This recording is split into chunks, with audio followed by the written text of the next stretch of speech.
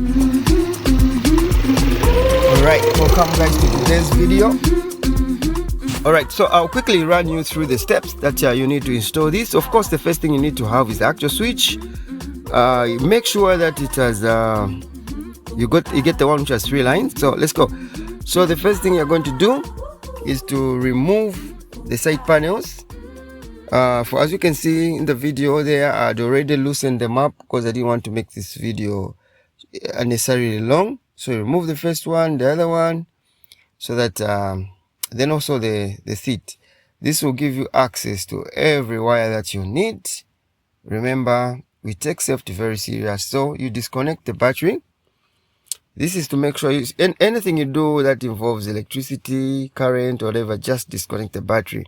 This is just for safety. So, alright, as you can tell, make sure you disconnect it. Don't leave it anywhere near there because it will just make contact again. Alright. The next thing we're going to do is we're going to remove the headlamp. This will give us access to the wire harness that we need to work with. And most of these bikes, behind this headlamp, that's where they keep everything, all the wires, the indicator wires and other wires that you need. So we have to make sure that you take care of your screws, because some of these screws, once you lose them, might be very difficult to find some. So as you can see there, the headlamp is moved. Make sure you be very gentle. Some of these sockets and switch, once you cut them badly, you're in for some very serious cost. So put it safely. Then what comes next is just exposing the wires. You need to find the main harness. As you can tell there's a bit of some connections there. There's a lot of cables, but just look for the main one where you find there's a gray, black, green. These are the ones that even go to the ignition. So you can tell it's usually different from others. Others tend to be smaller. You're looking for the gray one. The gray one, this is the cable that comes from the flasher. Without the gray wire, if you use any other wire that has power, your hazard lights will be just on constantly. They won't be flashing. So you're looking for the gray wire because this is the wire that passes through the flasher. So as you can see in this video there, I've managed to trace my gray wire. Remember, the gray wire is the one that you're going to connect to the red one.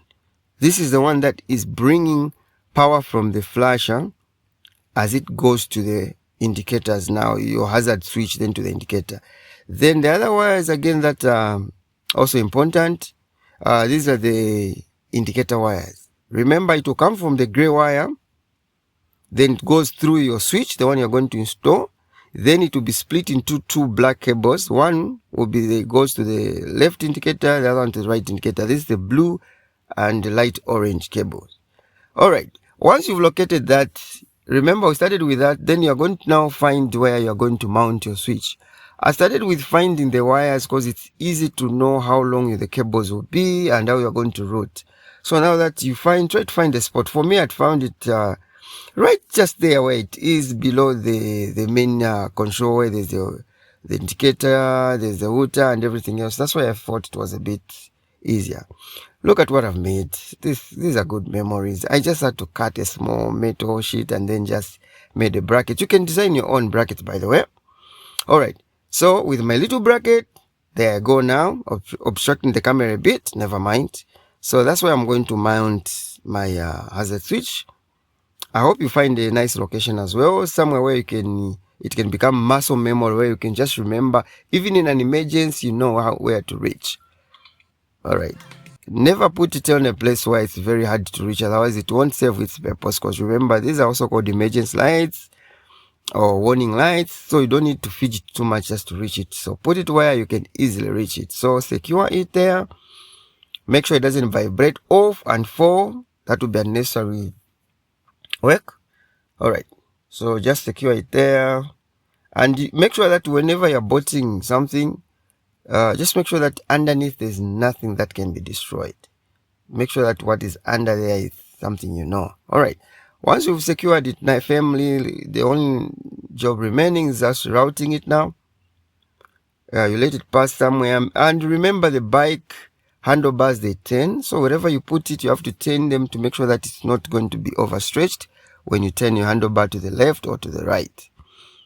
Once you're done with that, let it just go through that rubber boot. There's a rubber boot where they put the harness. Let it pass through there, just for the sake of looking nice and just for make it easy for you anyway. All right. So now the next job now, this is where now we are going to identify the cables. So as you know, our red one has to be joined to the gray one. All right. Remember that gray we are talking about. So that's why we're going to join our red to that gray there. Then these two black cables. So as we said, red goes to the gray. By the way, you may need just to download also your motorbike wiring diagram. There might be difference, but if you're using a Chinese bike and some Honda version, you know, most of these brands actually they copy Honda, so you can just use the same one. But I'll see if I have something I can just post in the something where you can just see. All right, so the black ones, the other one goes to the orange, or light orange, then the other one goes to the light blue. So how we are going to join these cables, it will depend on your skill set. If you're able to solder, that's the best. For me, I did solder actually. So you need to solder and then insulate the wire so that you don't have a short circuit. In this video, I won't show you how to solder because that would be a necessary long video, but I can do another video on how to solder. But for this one, I was just pointing out where this one goes. So in the background there, I don't have a stand, so I soldered my cables, and there, that was me removing the clip, the gray one, because I wanted to solder from the bottom. Yeah, as you can see, I've already done my soldering. That's my electric tape there. I've masked everything to make sure that there are no short circuits. I'm just now trying to put the wires back in that boot. So please, just make sure you do the right job. Okay? If you don't know how to solder, let someone help you, or find another safer way of joining these cables. You don't want a live 12 volts wire there causing unnecessary short circuit. We don't want to risk a fire. All right, we put back the headlamp. For now, I didn't secure it yet because I wanted to do one or two things first, just to make sure that I put the battery just in case of anything. So that's me there. I'm just trying to make sure that the indicators are not affected, because sometimes you might put a hazard, now all of a sudden even the indicators can't work. So that's me just showing you that the indicators are working, and those are the hazards there. There, boys, that's what we call a success. You can see the hazards are working now. The simple connection we made, there it goes. And yeah, let's check on the back. We might be too happy on the front. Yep, same thing there on the back. So you can do this. It's a very simple thing to do. As you can see there, the indicators are working. So that's our little switch there. So when it's depressed, it's off. When it's pressed, that's when it works. And there I am, I'm pushing it just to make sure that it doesn't dislodge from where I've mounted it. So it's at off position there. So we go try to turn it on. All right, and there is our switch, and that's how we do it, guys. So it's working. So these are things I feel like you can do, because all you need is a screwdriver. You make a bracket, you buy that little switch, and then just identifying these cables. There isn't much really that you're going to need. Just watch this video where you need to go back. You go back a bit, you watch carefully. Otherwise, there we go. This is something you can do at home actually. You don't need much to do this job. All right, and as I always says, make sure whenever you open something, put it back the way it was. If you don't have good memory, always try to find something that will remind you of where you found things the way they are. Otherwise, that's how most of these things just end up being pieces, because you keep losing things. Yeah, so just make sure you remember things. And that's the bike there, as you can tell. The indicators are working very nicely. And something I want to talk about these little indicators is that they are quite good. They're LEDs, as you can tell, but then they're flexible. Can you see that?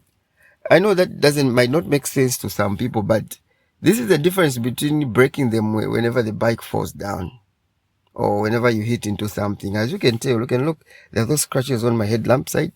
That means this bike has seen better days. So yeah, that's the flexibility. So I would advise strongly, if you're going to buy indicators, look for the ones that are really flexible. It makes life easier. All right, so that's what you can see there. That's the indicator light. It's even on the dash. Even the hazards, when you turn on the hazards, as you can tell, when you go there on the dash, you can see that even the hazard light or the indicator light is also turning on there. So there's no way that it can be on and then you can't even notice.